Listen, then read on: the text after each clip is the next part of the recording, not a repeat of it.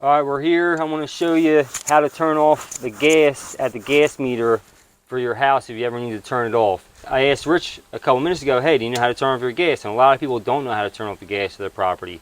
So that's what we're going to show you right now. If you ever want to shut off the main feed from your gas line to your property, this is how you do it. You go find your gas meter outside. See, obviously this is a gas meter. The line comes up here, goes to the regulator, goes into the meter, then goes to your house. This right here is the shutoff valve that the gas company installs when they bring the service in from the street. So all you need to do in order to shut that off, you take a pair of channel locks or a pair of adjustables. And you see that this valve is going with the pipe right now. The two holes are not lined up. All you got to do is take an adjustable. Sometimes you might have to, you got to be careful, hold back on it if it's really tight. But I know this one turns. And then you just keep turning it until the two holes line up.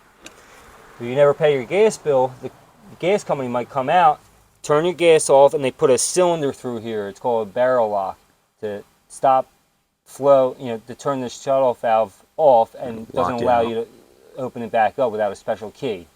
But that's how you turn off your gas. Now your gas from here up is off. Obviously from here down is still, charged.